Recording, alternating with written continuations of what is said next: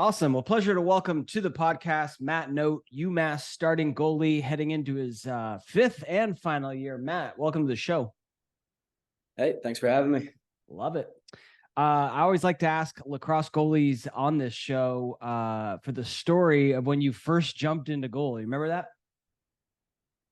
Yeah, I do. I'd say for me, the first time I ever hopped in was second grade. We were playing indoor winter league, and we really didn't have goalies yet. It was kind of just like playing lacrosse, just learning the skills and all that. And then we finally needed one, and I was that one kid who was just like, "I'll try it out," and then kind of got stuck there for the rest of it. I love it. So you grew up in New York, yeah? Long Yeah, Island, Long I guess, Island. to be more specific. Second Yep. grade, you got to be like 7, 8 years old. Yeah. And you're in there. And what does it feel like? If you remember, it wasn't that long ago, but it was certainly, I've had a lot of 8-year-olds like attend some of these events that I've done. And I'm like, wow, that is young. That is really young to have these balls flying at you. What were some of the feelings going through your head? Do you remember? I mean, I don't remember too much, but it had to be pretty fun for me to stick with it for this long. So Yeah. had to have had a good time doing it. Yeah. What now would you say is your favorite thing about being a lacrosse goalie?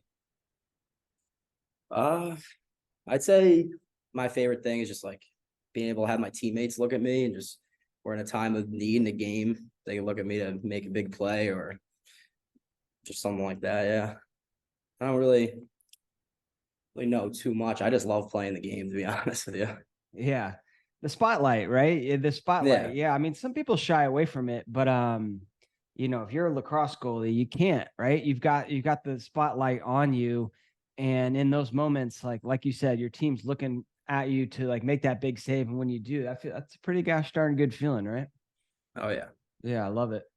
So you stuck with it. So you jump in there second grade, you stick with it. I mean, I guess maybe you made some saves right out of the get-go. That usually helps when you can make a few saves. Was it something like that was kind of natural to you and your sort of athletic reflexes and makeup, or did you have to work kind of hard to learn how to make saves? I think a little bit of both because like with anything, it's going to take time to grow in a sport. It could be any sport, but I definitely think a lot of hand-eye stuff I've always been pretty good at, but um obviously it took a lot of work to get to like a point where I'm at today. So Right. it's just credit to all the coaches I had that helped me out throughout my time. Yeah. Where did that hand eye come from? Did you kind of grow up playing a lot of sports that required hand-eye coordination? Yeah, I mean, I always grew up playing sports, whether it was football, lacrosse. I wrestled in high school too, so I was just always around playing something. Yeah. I wrestled in high school as well. Yeah, That's a good sport, especially when you talk about developing the mental fortitude that's needed to play lacrosse goalie. Because like yeah, when you're a wrestler, like it's just you and that other dude out on the mat, right? And like you can't blame anyone, like if you didn't put in the work, like it's gonna show. And then like in the same way that like all your teammates are looking at you as a lacrosse goalie, like guess what? All your teammates are looking at you as a wrestler when it's your go, right? 100%. Yeah. What else did wrestling do you think teach you in your lacrosse goalie game? I'd say a huge thing is discipline because that like for lacrosse, I mean, now at the college level, you have to be very disciplined in what you do because you got school, you got practice, you got all that. And Yeah. then in wrestling, if you're not on a regimented like diet, workouts, like Yeah. so they go hand in hand very well. Yeah. That's true. Cause I remember like in high school, I'd wake up before classes and go for a run before school, like in the morning and go for a run. That was like the fittest I've ever been. You don't have to be that fit to play lacrosse goalie, but wrestling, you got to be super, super good shape. Oh yeah. Uh, Longest 6 minutes ever. Longest 6 minutes. It's like 6 minutes of fully flexing every Yeah. single muscle that you have in your body. What weight did you wrestle? Just out of curiosity. Were you like a heavier weight? 220. 220. My Yeah. man. My man. So just to paint a picture of the different size lacrosse goalies can be, my freshman and sophomore year, I wrestled 103. I was not a big dude. Yeah, no. And then by my senior year, I went up to a plump 130. There you go. No, yeah, cool. I had a lot of my buddies around those weights, but me and my friend plays lacrosse at Penn State. He started wrestling the year before, and then they needed someone at that weight. So I was just like, you know what, Yeah, give it a shot, and then ended up loving it, and it's one of the best decisions I made. love it. So going back to lacrosse, then, like how, once you're a second grader, third grader, and you realize, I want to stick with it, I want to continue to play lacrosse. How do you go about learning how to make saves? For me, in my hometown, it was actually very new. Like they kind of just brought lacrosse over to us. So I was fortunate enough to like always be like asked to go to other practices, whether it was with older kids, whatever, just because needed numbers and it was just a very new sport. So I would always have just like be able to watch older goalies like at my school, like what they were doing, maybe pick some stuff from them. And then when I was really young, I had older guys. For some odd reason, they would take tennis balls and like throw them at me, and I would just use my hands to like just so I don't know, learn how to block, stop the ball from going in. Yeah. And it just like, I don't know, helped at a young age from just don't be scared of it. Just like let it happen. And then, yeah. Well, that's a great drill. I still recommend that one today, even when kids are starting out. I mean, I think you should always use tennis balls, or they actually have these like soft, they're like champion softballs. So they look like lacrosse balls, but they have a little bit of give to them. So like, no reason to beat up the youngsters if you don't have to. You know what I mean? No, yeah. 100%. Yeah. Do you coach or any goalies, or have you? Yeah. Yeah. I've been doing it for a while now. Oh, you have. Yeah. Awesome. Cool. How could lacrosse be new on Long Island? I thought like it was super popular. But there were like different parts of Long Island that like where it just never got there. Yeah, I guess for me, I'm from like a little bit more out east, like in Suffolk County. So just my town didn't have it. My parents had no clue what it was. And then there was like a sign up for like a clinic in first, second grade, whatever it was, and then tried it out. It was the first time they had it at our school. Yeah, love it. What do you there's a lot of different like styles of lacrosse goalie play. Like how would you describe like the Matt Knote style? I'd say just I like being very set I like being very set for the ball and just being patient, which I had to learn to do once I got to the college level, especially. I play probably not flat arc, but right in between flat and mid. And I just like being set and really relying on my hands to do the work. Yeah. And you're you're a bigger dude, right? You wrestled 220 in high school. I don't know how much you are now, but you're a bigger dude. And do you use that, how would you say you use that to your advantage? I don't know, because I feel like sometimes I don't really play like that. Like I like flying around and doing all the other things, but definitely just I don't know. I could take up a bit more net, hopefully sometimes. Yeah. But yeah, just playing. Yeah. But that is interesting to note, is that like even if you are bigger, like that doesn't necessarily mean you need to play a certain way. I mean, you could be speedy and fly around, right? And come out and challenge and leave the crease and do all this. You don't have to play a particular way if you are, a certain body type, right? Yeah. Yeah. Awesome. What about growing up? So you get like, you get to junior high, maybe even high school. Who are some of the goalies that you watch and maybe at the pro or at the college level at the time? Anybody come to mind? I mean, I like to think of one of my coaches here, Doc Schneider, was always a great person to watch, whether it's on YouTube or an actual game. I'd say him. Bunch of UMass guys, honestly. You got Zach Alveri, Sal Ocasio, always great people to watch. Yeah, I know Zach. I know Zach well. I've had him on the show, and then he's presented. That's a good dude. I like Zach. Yeah, I forgot he went to UMass for a while. Yeah, he's cool. Let's see, and then Doc. Yeah, Doc. So he coaches now. He's your coach, right? Not anymore. Not anymore. Since he was my coach for my freshman and sophomore season, Got it. and then we he decided to leave, and then so I have a great coach now too, Noah Fosner, who's been unbelievable since I've been here. Couldn't ask for anything better. Yeah, yeah, awesome. Well, he was your coach then, but you know, he was you know, UMass goalie, and just like you, he was a 4-year starter at UMass as well, which is very rare. Like, it's very rare for a true freshman to earn that starting role, something I want to talk about with you a little bit. But what, you know, what specifically would you say you've learned from Doc, or did you learn from Doc? A lot. I'd say definitely from like he made me grow up and like kind of turn into more of a man. Since I stepped foot on campus, like when I first got here, we were doing a lot of work together, like every day. We were always doing something. But just like learning, it was definitely because in high school I played a lot different than I play now. If you ever like see a clip of me playing in high school, I was like flying out of the crease, doing all that. And I realized that's probably not going to work when I get to school. And had to like tone it down, really just rely on my hands and stay set, like I was talking about before. Like yeah. And he taught you that. Yep. Like Awesome. we did a lot of like a drill we always did was it's called hands first. We your feet are planted and you're just using hands and you're just playing. I like So it. that was a big Just thing like, for but me. just like Yeah. taking shots, and Yep. and the only thing that moves, that goes, like it makes the save, is your hands. I like it. Cool. What about, talk to me a little bit about your recruiting process. You know, coming out of high school, I think I read that you had you know, a couple different offers, but talk to me about, you know, when, you know, how that whole process went for you. I'd say it was definitely a lot different for me. I didn't really have any offers for like the most part until very late.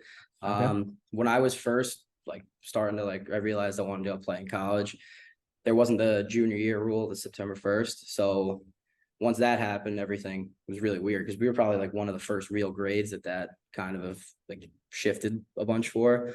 So then when September 1st hit, I didn't get any phone calls or anything. It was kind of just no interest from anywhere really. And tried to not let that bother me, but just kept going. And then later going into senior year, I say early that spring and that summer, finally I got in touch with coaches here at UMass, and that was one offer. And then I had an offer from LIU. Those were the only two. Talk to me about that feeling of not getting any calls on September 1st, because we are now recording this on September 11th, right? And so like 10 days ago, you know, coaches can now reach out to juniors. Yeah. Right. That's the rule.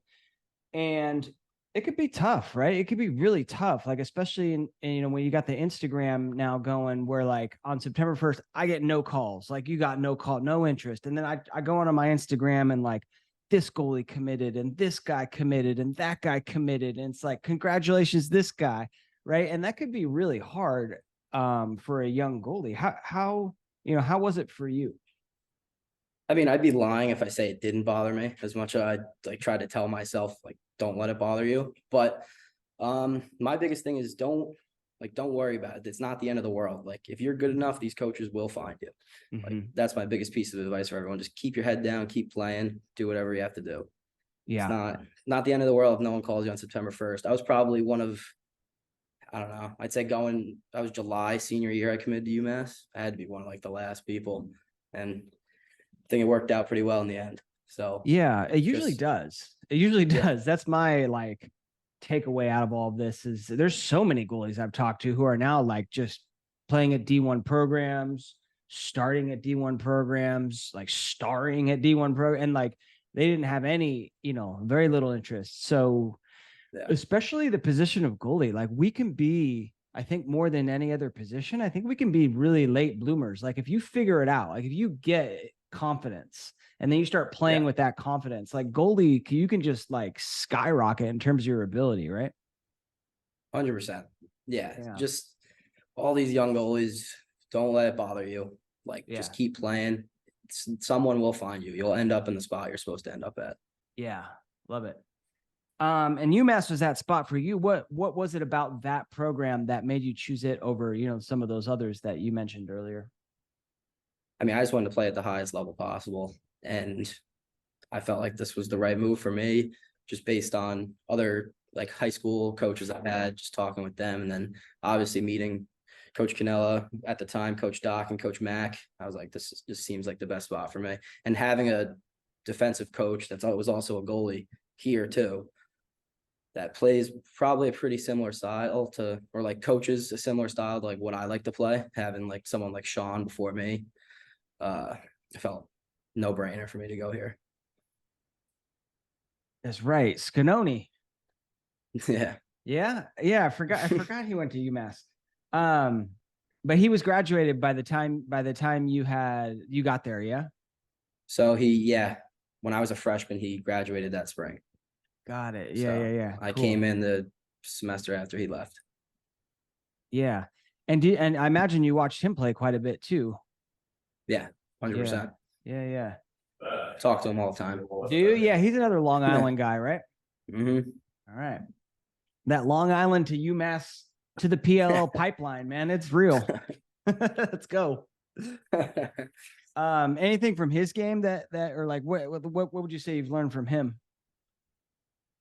I mean, just watching like before as I was staying, just being a presence in net, like really just being set, staying tall, staying big, and just really relying on his ability. Also, just I love trying to get the ball up and out right away. Him and he was playing with at the time was Isaac Raparo, and I felt like every time he caught a ball clean, he was getting it up and out to him over the top. So I'm trying to do that the best I can. Yeah. How would you say if there's a young goalie that wants to work on that aspect of their game, how would you do? What would you recommend that they do? Is it specific drills? Is it watching film? Is it just more of a conscious effort to like when you make a save, like look up and take some risks, or what comes to mind for you? Yeah, I mean, it definitely comes with practice. Doesn't happen right away, but I don't know. Obviously, wall ball, just getting really comfortable with your stick. Yeah. You have to throw a good like 30, 40-yard pass to someone that's on the run. You have to be comfortable in your ability and know that your stick is how your stick's going to throw. So I'd say just a lot of wall ball, and then I don't know, a lot of practice. Like right after a save, just taking a look upfield or taking a look where the shot came from, see if someone's going up or towards the sideline, just getting it out quick. Because that just disrupts a lot for other teams, like sub game, just all that. Like you push a lot of transition, have a lot of offense. Yeah. Yeah, and those could be huge momentum shifts, right? Like you make a nice save, make a nice outlet, fast break goal, and like it's huge momentum shift in a lacrosse game, right? Yeah, 100%. Yeah. So you end up, we talked about it, you come in your freshman year, and you're named the starter. That's got to be a pretty good feeling when coach tells you that in his office, yeah? Yeah, it was pretty cool. Yeah. And in addition, I mean, that was the COVID season, but which got cut short, but you guys had some tremendous wins that very first year. Talk to me about that. I mean, it didn't start off awesome. The first game of the year was a little rough. And for a freshman goalie and having a lot of my now still roommates, freshmen also playing, that was definitely a tough way to start, but it was. Talk to me about that. I don't know if I know the loss to Army. Yeah, big loss. Oh, big loss. Okay. Loss. It was definitely I don't know. It was definitely a shock. Like it was definitely a big wake up moment for me. It was like, okay, like these guys are good. Like you're not all set. Like you got to get better. You got to do this, all that. So, but after it was awesome for us. We were big loss to Army. Had to drive back home. Then we had another away game at a very good Ohio State team. And that's a long trip. So it's always pretty tough when you're traveling that far. Massachusetts to Ohio was in the 30-minute trip to, I don't know, Boston or whatever. So we were able to go there and like beat a top 15, top 10 team at the time. And that, I feel like that was a huge momentum swing for us because we were able to show that, all right, we could play. Like, let's do this. Yeah. How, when you take a big loss like that, a very first game, right? It can be like tough as a team, and you really do need leaders to kind of step up and like be like, hey, like we're good, like it's okay, before these wheels come off the wagon. And I imagine, if you guys go on the road then to beat Ohio State, like, there was a sense of calm, a sense of we can do this amongst the team. Where did that come from? I mean, I was fortunate enough to have great leaders when I first showed up on campus at UMass, and I was able to like learn from them.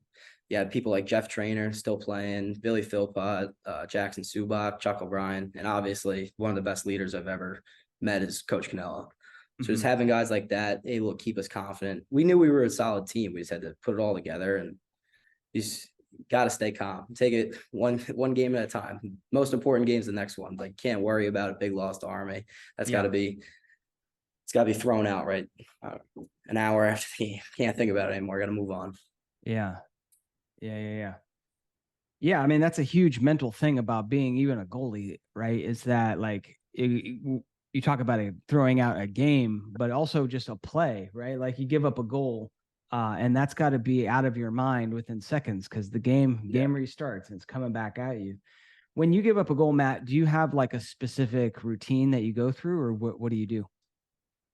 I'd say I always try to keep a next play mentality. I think that's huge for any goalie. But last year, especially as a defense, every time we gave one up, we always right away, like leaving the ball right in the net, bringing it up to 7 of us, including me, and just talk through it. Then once it's done, we break it down like the 7 of us, and it's done. We're on to the next play. Yeah. That next goal mentality, right?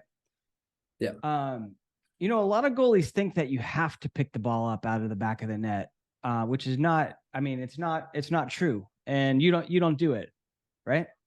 It kind of depends. Like if a quick one just happened, I just want to bring it up with everyone and just get that conversation done. Yeah, I'm probably just leaving the ball. Sometimes, yeah, I'll grab it, I'll toss to the ref, but I feel like a lot of the time last year I just left it.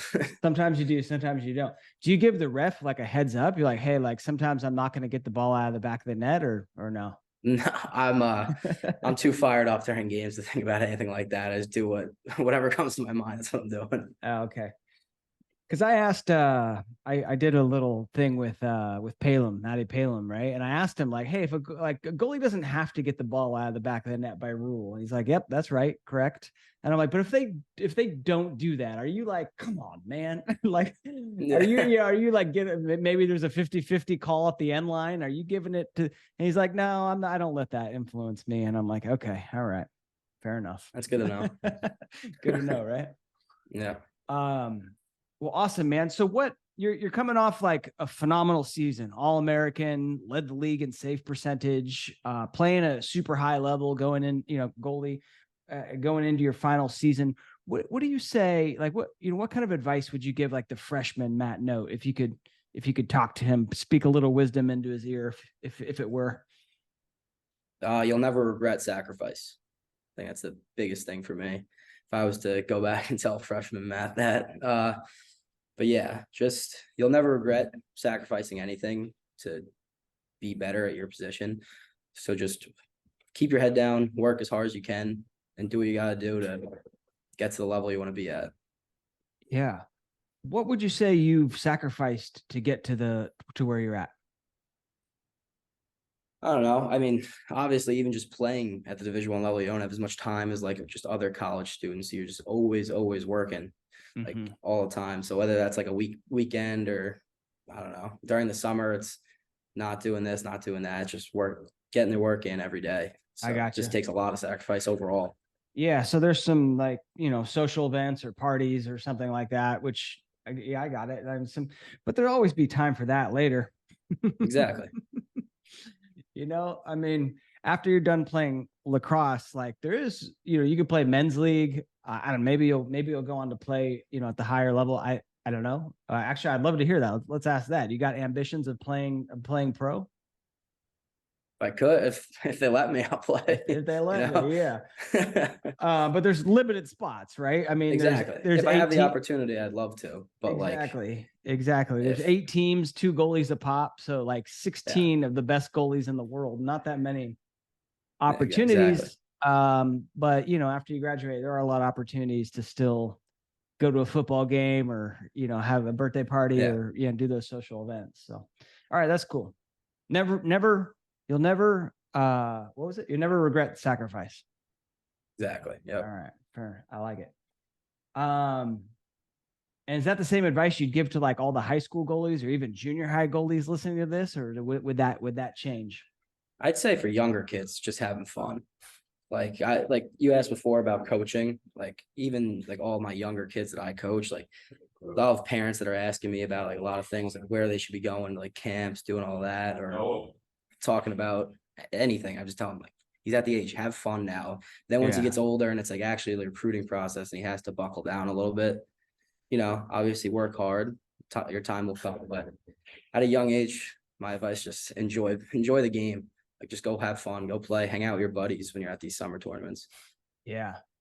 When you're coaching kids, how do you in a training session, either one-on-one or maybe, a small group of goalies, how do you ensure that they are having fun? I don't know. I always like joking around with them. I want to be like a mentor, like friend to them. Like I don't want them just like it's just their parents texting me like, hey, can they come work out? But they don't want to be there. Like I want to make it as enjoyable as possible. Mm-hmm. Ask them what they want to work on too. It's not just like things I want to do. Like it has to be things they're going to benefit from. So hopefully that Mm-hmm. once they realize that I'm trying to do whatever I can for them to grow as a player, maybe they'll enjoy it a little more. I do think that tennis ball thing is another aspect of ensuring that the training is fun, because what's not fun is getting tagged in the shins with a lacrosse ball, right? No, yeah, I always make sure to use tennis balls, especially like we're working on our pipes and just inside shots. Like I'm not the best shooter, obviously. I play goalie, so I could hit you and I'll feel bad. So anything really inside whatever 5 yards or so, I'm always using tennis balls. And I'll tape them up so they're all white still. It's not just looking, so it's pretty consistent, I guess. Yeah. Yeah. Especially on those inside shot drills, because I mean, it's just, like you said, you don't know where even good shooters, I think sometimes don't know exactly where it's going. On those inside scoop shots or just trying to shoot it, or, the goalie moves and you weren't expecting him to move and bam, he hit him. So yeah, I mean, the tennis ball is huge. Like you, Matt, I got to work on my shooting game. I was out, I did a clinic and we did this like, it was like kind of like a king of the hill type of thing, where like you make the save, and if you don't make the save, you're out. And the two kids in the finals, and these were like, they're like freshmen or sophomores in high school. I couldn't score on them. I couldn't score. They were saving everything. And so like finally I'm like, all right, I'm gonna move into like super close, just cheat a little bit, get really inside. And finally I got one in. Oh yeah, I've had that before. One of my kids I've had for a while, probably since he was in like fourth grade. He's going into eighth grade now, and he's starting to like save a lot of my shots. I'm like, oh God, I got to figure this out. Yeah, learn how to shoot a little bit, huh? But It could then be it makes me actually feel a little better, because then I'm like, oh, he's getting better. So exactly. yeah, There's some benefit for all goalies going out there and just shooting, just in terms of like, learning the form and the technique, and like, what do I need to do to like shoot low, right? How do my shoulders feel when I go low? yeah. Which is like when when you have inside shots, when you face inside shots yourself personally, are you like big read them and beat them guy? Are you looking at the body language, or how do you handle that? Match and stick is my Matches. biggest thing. Staying big, match and stick. Like it's really hard, especially like if they have a defender on their back. This is just my opinion, but like they have a defender on their back, they're inside, probably a slide coming straight to their face to really change planes inside. So if their stick's low, for them to like really be able to pull it over me without hitting me, my stick, any of that, or vice versa. Like they're high, I'm high, they're low, I'm low. Just like trying to match with them. That's my thing. Yeah. So like said another way, like if their hands drop, their stick head drops, like you're dropping your hands, your stick head. Yeah, well, I don't want to. Yeah, I don't want to go too early, because then that could lead to just like they could fake. Obviously, you have to like know that. Like I've had many times where like I've gone low with them and then they tried to pull it back and I got to like stand all the way back up. But like you got to the best, I think match and stick, and just, it's not guessing. It's kind of just like anticipating. Just you have an idea, helps you out a little bit. Yeah, well, I think that on those inside shots, even geez, at the lower levels, like the ball moves so fast that you have to anticipate, and you're doing that based on like you said, like match and stick or any sort of tip that you can get based on where they're going to shoot, and you just go. I mean, that's the way it is. Yeah. Awesome. And then what about drills? What would you say are some of your favorite drills that you do personally at UMass, and then some of the ones that you love doing with the kids when you're coaching, if it's different? I always like using a shorty, like using a short stick a lot during warm up. We do that every day here. And then obviously soft toss with just the hands. Just getting your hands ready. I like hands first, the one I was talking about before. Mm-hmm. And then I don't know, big thing for me is just like seeing a lot of shots. Like, but not just like you and your buddy going out there and he's just standing at 15 yards and just stepping down. Like go out there, one or two guys, and I'm like moving. Say I'm like set up on one pipe. We pretend that there's a pass to like top center. Always try to make it as game like as possible. Yeah. Especially like at where I'm at now, there's like only so much I could do like technique wise. Like I'm really not going to change anything. So it's just being very consistent in what I do and what I know helps me. And I think that's the biggest part right now. Yeah. How many shots in an average week would you say you see? Well, I mean, just based on practice alone, this is even warm ups, you see it a bunch, but I honestly have no idea. Gotta be a couple thousand, right? I don't know. A couple thousand, yeah. That's what I was gonna say. Yeah, because I mean, you're practicing Monday to Saturday, and you got to see a couple hundred each practice. I think.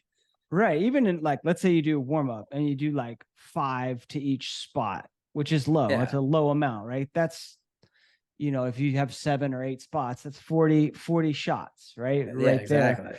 I think it's a lot. in like 5 minutes. So all right. And then do you Maybe like not a couple thousand, but up there. Let's go a couple thousand. I'm in. I like it. But do you see shots like outside of practice too?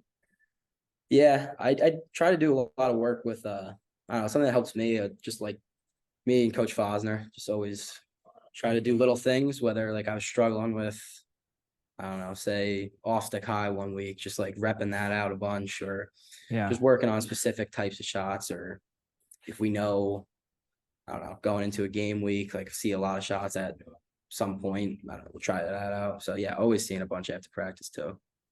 Yeah, love it. What about, and maybe you didn't have this happen. I mean, you had, almost a 60% save percentage this past season, which is incredible, by the way. That's amazing. Congrats on that. I mean, that's just a culmination of like a lot of hard work, a lot of time spent with your defense. But have you gone through a slump? Has there been a couple games where you just weren't seeing it, and then if so, how did you get out of that? I'd say last year, like to prevent slumps, you have to be confident in yourself, whether that's like off the field too, like having all your homework done. Like you kind of want to just have everything around you taken care of so you could just focus on lacrosse and playing goalie. So like I'd say, I don't know. Slumps are tough because I feel like one save could change everything. Because like if you're like in a game, you let a couple in a row, one save, you could save the next 6 shots, Mm-hmm. So I don't know. Like just talking with my teammates and just knowing, just being confident. Like you can't get down on yourself. You always have to think next play and all that. Yeah. Get that homework done. That's a big thing, man. Like hey, you'll never be able to be at your best in lacrosse if you have schoolwork looming over you, in my opinion. Like if you get that done and when you go on the field, you can just focus on that, then you're gonna be better. Like if you have like, oh man, I got 3 things due tomorrow, like while you're at practice, it's like, yeah, just other things you gotta be thinking about. Yeah, so true. So true. Yeah. And it goes to show, like, by the time you are a 5th year, I feel like you've got you got your priorities in order, and kind of how to handle your schedule. I know, like when I was in my senior year, I had one of the largest work class loads I've ever taken. I was coaching, I was playing, and I still had like the most free time I've ever had, because I knew, like, all right, at Monday at this time, I'm doing the schoolwork. Then I got coaching. Then I got and it was just all like very well planned, very organized. And so learning that skill, learning how to do that is huge for your goalie game. 100%. Completely different from like freshman, fall, senior, spring. Just Right. how that works. Like you first get to school, and it's kind of a big shell shock. Like no matter how prepared you think you are, it's always a little more than you think. Yeah. And then once you get older, it's just what you're used to at that point. You just know what to do. Yeah. And last spring, it was the lightest I've had. I only had 3 credits. So, and I have a lot 3 more schoolwork credits this semester. Yeah. What was that, one class? Yep. Nice. I was ahead, I guess. So I had one more to graduate. I love it. So No, that was a sweet spring. Yeah, I bet. No, I had like kind of played it easy for like the first 3.5 years. And then I sat down the final year of like, yeah, I need something, like, it's something ridiculous, like 16 or 18 credits to graduate. And I'm like, I don't want to do another semester. I can't afford. I was paying for college myself. I don't want to pay for another semester. I'm just going to knock it all out. And I did, and obviously during season, but it was great. I had like the best semester ever. Awesome. Awesome. So have you guys, we're recording this September 11th. Have you guys started fall ball yet? Is that getting started, or where are we at? Yeah. Last week was kind of just a lot of testing, whether it's run testing or lifting. And now we practice Saturday. Now we're getting into more practices and film and all that. So awesome. What is your guys like run and lift test, if you could share? Yeah. I mean, we do 2 run tests. It's 300s and a 17 one day, and then the other one's a 2-mile. And then what's a 17? So you go midline or restraining line 17 times. Wow. Yeah. It's a lot of running. Never heard of it till I got here, but now I'm used to it at this point. Yeah. And then And do you have to match? You have to meet like certain specific times. You have to. So there's obviously like a baseline that you want to get, but the big thing for us is just always trying to improve, because like me and our best 2-way midi probably aren't going to run the same times, and kind of no matter how good of shape I could possibly be, I'm probably never going to run that time. Right. So as long as I'm like testing myself to beat my past self every time we do it, that's the big thing for us. Like you want to see a PB every time you go out there and run. Yeah. Okay. And then in the weight room, we test front squat, hang clean, bench, and one more, right? Front squat, hang clean, bench. I think that might be it. Yeah. Pull-ups. Oh. Yeah, we actually did that the other day. Yeah. Okay. and then I felt like there was one more upper body, but I could be wrong. Yeah.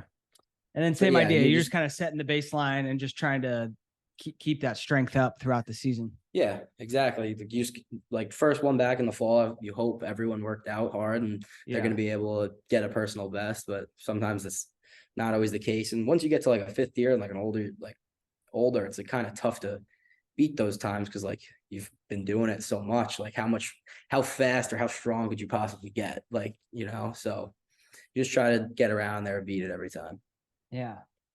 There's a question that goalies ask me that I'd love to get your opinion on, and it is like, how do I get back into it after a long break? That could be for a youth goalie, like throwing the lacrosse gear in the garage and playing other sports all year, and I haven't seen shots in 6 months and 9 months in some cases. What is your advice to goalies, when you're sort of getting back into it? Because you're sort of doing that now, right? Man, I'd say for us, it really never stops. Like all summer, I'm seeing shots. So like, but I'd say for a younger goalie, like, because I played other sports too. Like, obviously, once lacrosse ended in the spring, you had summer ball, but then you got right into like summer workouts for football. And then after football, I could go do wrestling. So like, I really didn't have. I had a stick in my hand, but Not as much as I would in the spring. Hmm. But I'd say a big thing for them, even when like you're not in lacrosse season, like you're putting the pads away, like you were saying, have your stick in your hand like a couple times a week at least. Like maybe go to the wall, do something. But once you finally get back after that long break, I'd say just reps. Like go ask your Yeah. buddy. Everyone's got someone on their team, probably a neighbor or something. Go ride your bikes down to the field. Just go see shots, and then it's kind of like riding a bike at that point. Like you see enough, you're like, okay, I'm back doing what I'm Right. doing. And maybe you got a little rust on you from not having to play, but like you Oh just yeah, like you knock it that's off, expected right? though. Yeah, you knock it Yeah. off. Okay. Yeah. So just get back out there. Don't worry about it. Don't don't go DMing me and asking what to do. Just get out there, just get out there and see reps. Oh yeah. I like it. How's the team? How are the boys looking this year? What kind of squad do you think you guys are gonna put out there this year? I think we're gonna put out a good one. I mean, time will tell. Obviously, I've only had one practice with this new group, Yeah. and we did lose a lot from last year. But it just takes other guys that you need to step up. Maybe it's a younger guy or an older guy. It's finally going to get his opportunity. So it's just guys like have to step up in leadership roles and in on the field. And we're just gonna have to work hard all off season and put the best team we can out there in the spring. All right, let's go.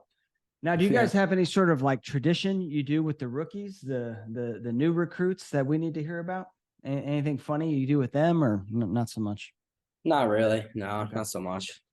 See, I played in the MCLA back in the '90s, and the rules were very much more lax. Oh yeah. Relaxed back then. We would give the rookies haircuts, where like anything you That want. wouldn't fly here. It wouldn't fly. I don't think they do it anymore. I think they stopped like a long time ago. But anyway, we used to do that. But it was really fun. Trust me. Oh yeah. When you got the clippers and you, especially if the rookie came in with a little bit of longer hair, it's more of a palette to work with. You know what I mean? Yeah. Yeah. Awesome. If I was going to do a save edit from one of your games last year, which I did, by the way, I think I did the Boston game, one of the games I did. Anyway, what was there one game that comes to mind where you're like, damn, I was on that game. I was just seeing everything. I'd say from last season, if I had to pick one or two, it'd probably be definitely Army, first game of the season. And then probably maybe Rutgers. I did do that one. That's the one I did. 32 saves. Matt Knote, UMass versus Kyle Mullen, Rutgers. Yeah. Talk to me about that game. You were just seeing it. I mean, I felt like, every game last year I was like blessed to have the defense I had in front of me. Yeah. Chris Campbell, Ryan Sharkey, and Jake Dulac were just unreal all year. I couldn't have asked for anything more, especially with two of those guys it's their first year here. They were transfers. Like they were always awesome. They always put me in the best spots. And Coach Fosner put the whole defense in the best spots. But I think it was just last year, I was very confident myself. And I knew I put in the work in the off season. And so just every game I was like, all right, let's do this. Like I had nothing to be afraid of. I was always just like ready to go every game, just go out there and try to do my thing, you know? Mm-hmm. And your homework was done for that game, huh? Oh yeah. Oh yeah. I was going to ask where that confidence comes from, but you kind of answered it, right? It's the prep. It's all the work that you put in, right? Mm-hmm. And just like last year I was probably in like the best shape I've ever been in. That was a new dimension that like I really never got into. So like running wise or all that, like just a big summer of running and lifting. I think that was huge for my game. Mm-hmm. And then also stretching too. I think that's a huge thing for goalies, being loose. Yeah. Never really stretched a lot. Last year I was always doing it and I felt paid dividends in the end. Yeah. Like, are you talking about stretching in terms of just putting in some stretching work like before and after practice, or like even like yoga type stuff? I didn't really get too much into yoga, but just like a lot of recovery. My strength and conditioning coach, Coach Harris, it's going in there, and obviously recovery with Julie, our trainer, doing a lot of that. So just like staying on top of that, those little things are huge once you're a little older, and then at this level. It's just other dimensions of your game you could like try. And I think it helped me tremendously. For sure. Yeah, give it a try. I mean, if you're a competitive guy and you want to know like, well, what else can I do? What else can I do? Like it's another element, especially the hips. I don't know like what kind of things you were doing, but like 100%. I thought that was the biggest thing. Yeah, getting your hips really flexible for what we do as lacrosse goalies in that explosion. It's like direct translation to more saves. No, yeah, that was probably my biggest thing I stretched were my hips because it also like I don't know if goalies ever have like a back pain, like a lower back, just standing in that position for a while. Yeah. That would happen to me, and I started stretching my hips, and I haven't felt it in probably 2 years now. So that and I realized I first needed to stretch a lot more when I was squatting, and I just like couldn't really break 90 from I guess because my hips were so tight that I was standing in that position, that stance for hours every day. Right. So then started doing that, and then kind of took off from there. Yeah, I started doing that as well because I was having a lot of lower back pain, mostly because now I'm 43 and I sit and I do my work here in this office, right? And I'm seated a lot of the time, and like I read that when you're seated, your hips are in this like locked position, and it's just not good for them. So I started doing like a lot of strength and flexibility hip exercises at the gym, which can look a little silly, like when you're used to like doing the bench or squatting, and I'm doing these like doggy things where I'm like lifting my leg up. Yeah, but it works. Nah, it works, right? Yeah, recommend it to everyone. Yeah. Awesome, Matt. Oh, by the way, the commentator of that game, or maybe it was the color guy of that Rutgers game, he had like the best call whenever you'd make a save. He'd like really extend your last name, be like, no. Yeah, there were some cool ones last year. They did a really good job up there. Which is cool. Yeah. Cool. What about stick setup? What do you go with? What are you going to go with for this upcoming season? We're a Warrior sponsored school, so I use all Warrior stuff. I'm rocking a Nemesis QS, and I think it's a Crypto Pro shaft, and got some 12 diamond mesh dynasty in there with yeah, I was just gonna grab my QS. There we go. Which we could talk about for a little bit because it's one of the newer heads on the market. You like it? Yeah. Yeah. I like it better than Nemesis 3, definitely. Yeah, in my opinion. I haven't like played a lot with either. But are you a top hand on the plastic guy? So you grip this little nub right here? That was the biggest thing that they did. They put the throat there, and that's what I liked. Yeah, it's nice. Yeah, it's good. But yeah, my hand covers the plastic. Like I'm gripping plastic. Yeah, love it. It's got really nice stiffness, like really big head shape, a lot of surface area, and that throat is really nice. So yeah, it's a solid option. Well done, Warrior. Yep. Awesome. And what kind of mesh did you say you got in there? Mesh Dynasty, 12 diamond. Mesh Dynasty. All right. Mr. Wonderful string that thing up. Yeah, he did. you know Mr. Wonderful? Mm-hmm. Good guy. Does he string up your wands too? Yeah, some of them. It's tough when I'm at school, but when I'm home and I have a couple sticks and he's strung up, I always letting him know. Dude, he ships them. Oh yeah. I know, but sometimes like they're just like heads are breaking or strings are popping. I just got to do it, Yeah. That's true. Awesome, Matt. Well, thank you so much for coming on the show, kind of sharing your story, your experience. Good luck in this upcoming season. And if you had to leave the goalies out there with the final piece of advice, what would that be? Have fun, enjoy it all. That's it. All right, my man. Thank you so much. Yeah, thanks for having me. Cool.